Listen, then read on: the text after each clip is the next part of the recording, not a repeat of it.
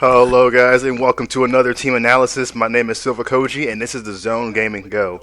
Now the team that we're going to be talking about belongs to Daddy Doffy, who is currently the current thing right now is that he's the top ranking Doflamingo player and second Doflamingo Duel player. But most of the good players, I can't even say most, but majority of players don't play rank anymore, so it's really consistent. So we're just going to take it as, so far to me, he's been the number one Doflamingo. He's the only Doflamingo that I've ever seen. And if I did see other Doflamingos, they just got destroyed. I don't remember who they are.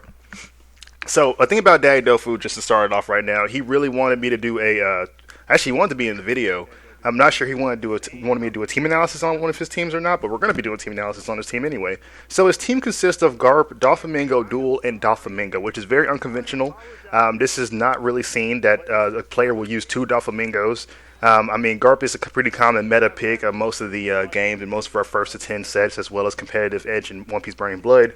But the Doflamingo picks are very unorthodox because they're generally viewed as low-ranking characters in my tier list. Something about the tier list too is that somebody also asked to make a tier list for this game, so I'm debating on it. I might end up doing a tier list video for this game. I may do it just for the community, just to see how fun it may be. But on the other end here, let's just talk a little bit about each one of these characters and just discuss how they fit inside Dofu's team and how this character loyalist, because he is a character loyalist with Doflamingo, plays out. He told me in the chat that Doflamingo is his favorite character in the One Piece series, and that's just if you have a favorite character in One Piece Burning Blood or One Piece and they're in a game, go for it. Okay, let's start. First character we're going to talk about is Garb. There's not really much to talk about Garb here. He is a power-based character, 2,500 points. He's generally viewed as one of the most difficult characters to go up against because of the obscene amount of pressure he delivers. He's really difficult to fight, and most of the time, this might sound bad, has to be counterpicked. Okay, he has to be counterpicked sometimes just because of the way he actually plays. If you're not used to fighting him, if you're used to fighting him, you can outplay them. Now on Doffy's team, Garp is used as a main. Or I said in the stream at one point that Doflamingo, not Doflamingo. I'm sorry, that Garp isn't really used in the same manner as most other Garps plays this character.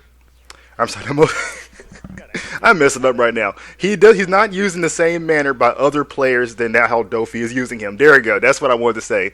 And what I mean by this is that he's not really using Garp as a combo starter or using all those long combos with Garp. He's focusing more on using Garp's abilities to bring in the Doflamingos. And the Doflamingos kind of, in turn, do the same thing for Garp.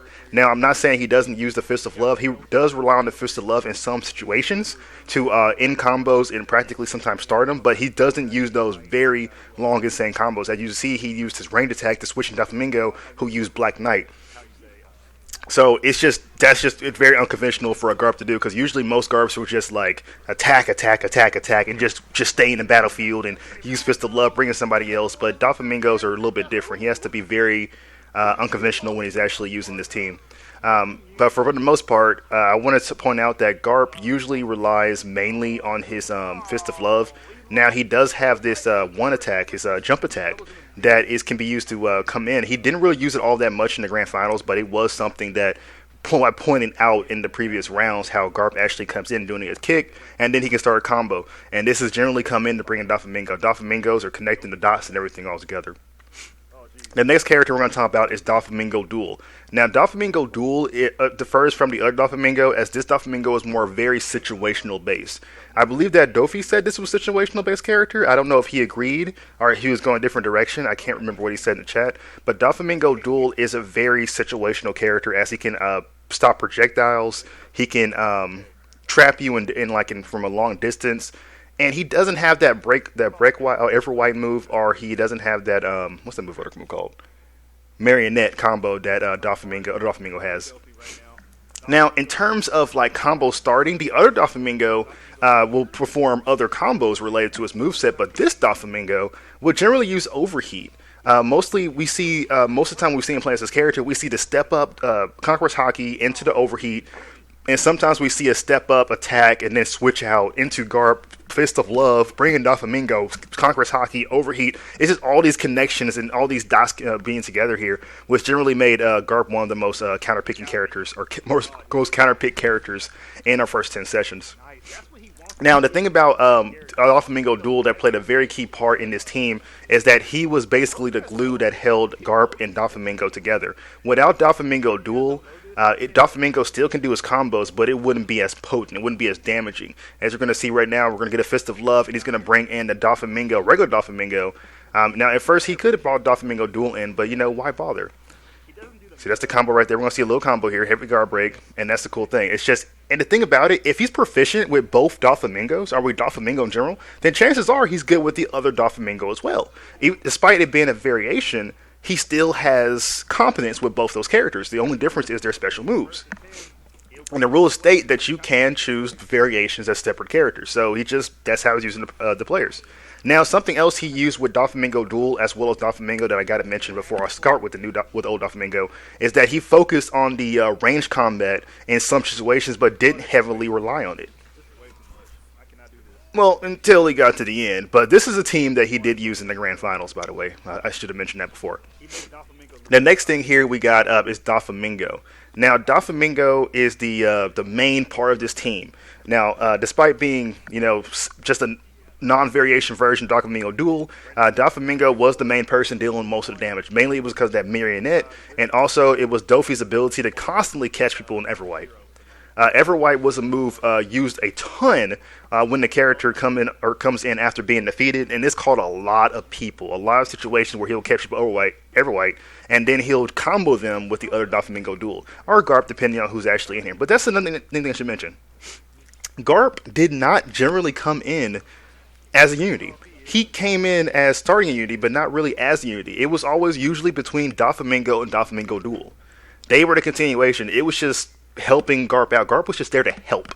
To be completely honest, like, these Doflamingos was basically the team. They were just being helped by Garb. Just similar like when Garb got banned in the grand finals, Kinyu was used, and he was just used to help this team.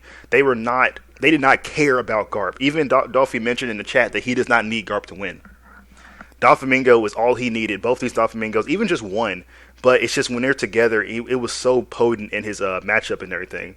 Now, involving counterpicks, there is actually, honestly, in my opinion, no way to counterpick this team, except counterpick to the characters, just because if you do try to counterpick Garb, you'll end up being counterpicked by Doflamingo.